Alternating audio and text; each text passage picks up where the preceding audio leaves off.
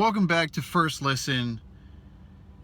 Today we checked out Imagine Dragons' latest release. It's their third album, Evolve. And I don't really know that much about Imagine Dragons, and that's probably okay.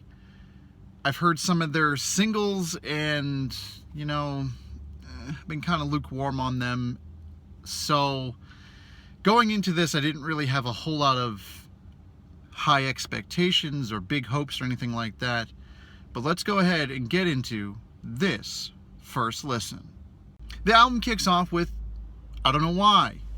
And to be honest, I don't know why they started off with this track. It's a genre collage, if you will. There's so much going on in here. There's some snaps, which is weird.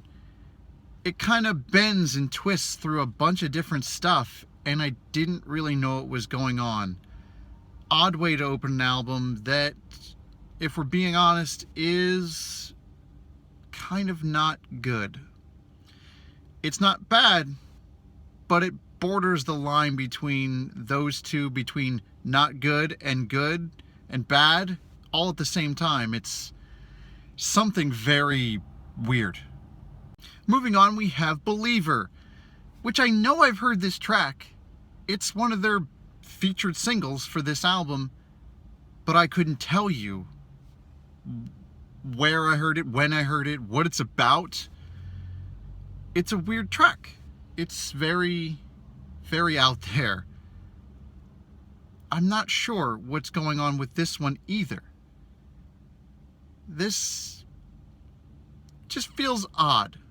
We're going to kind of see that theme going forward here. Woo! Right out of left field, Walking the Wire. This is a good track. I like it. I like it a lot. This feels like their vibe. The vibe that they're going for. This is it. Why aren't there more tracks like this? That's what I really would like to know. This is different than 90% of the album. This may be their stuff. It doesn't feel forced at all. It feels really natural. And maybe this is their lane. Please drive in it. Please. Now we need to talk about a few tracks that I just... Rise Up, Yesterday, Mouth of the River. What in the F? What are these songs? I can't even get into each one of them. I have to mention them all together because they are just so weird and not in the good way. It just, no idea. And then Thunder. I didn't know Thunder was a single. I didn't know. How did that make the cut? How is that making the cut for anybody to play anywhere? What? Oh boy. Oh, and then we have a gem. I'll make it up to you. This probably is my favorite track on the whole album. That 80s vibe, that Tears for Fears little riff right in there, which you probably expect a copyright lawsuit on that one. Enjoy that. This is a good song. Really, really enjoyed it. I think this is the best song on the album, by far. Why isn't this a single, man? Why isn't it? Missed opportunity. So the album finishes out with Dancing in the Dark. And, wow. I guess it's a fitting finish for an album that's very weird and kind of all over the place. I don't understand really where it's going a lot of the time, and I feel kind of, yeah.